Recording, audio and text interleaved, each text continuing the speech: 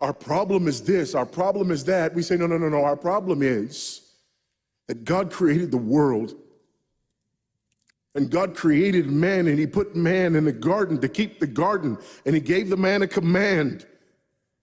And he held that man to perfect, perpetual obedience to that command. And he promised him life if he kept it, and death if he didn't.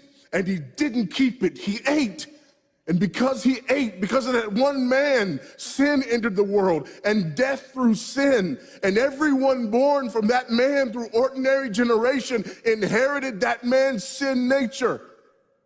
And because of that sin nature, sins proceed from it. And our world is broken because of that sin. And we stand guilty before a holy and righteous God.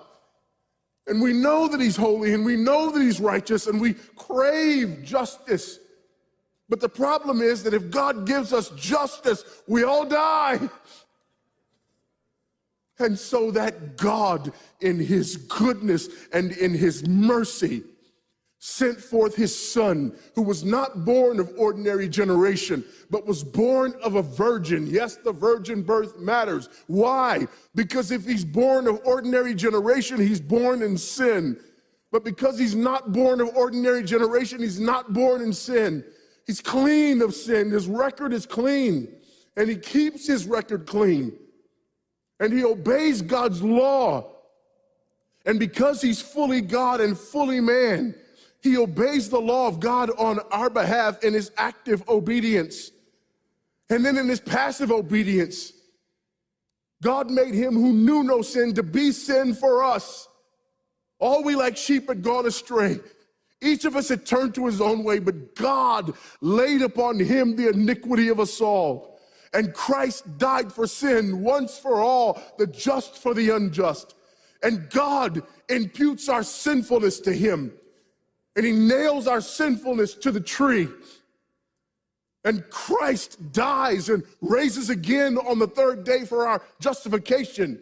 And there's another imputation. The righteousness of Christ is actually imputed to us so that God can be both just and the justifier of the one who places faith in Jesus Christ, so that all those who come to Christ may enter in, so that all those who place faith in Christ might be saved, but not only saved, but sanctified. Because he's the firstborn of many brethren. We're justified and we're adopted into the family of God. And we're sanctified. And as his children, we begin to bear the family resemblance. And we're further sanctified throughout this life by the very same gospel that saves us. Until one day when it's all said and done, we're not just saved from the penalty of sin. We're not just saved from the power of sin, but one day we're glorified and saved from the very presence of sin. That's the gospel that we preach. That's the gospel that we need. And that's the gospel that's more than enough.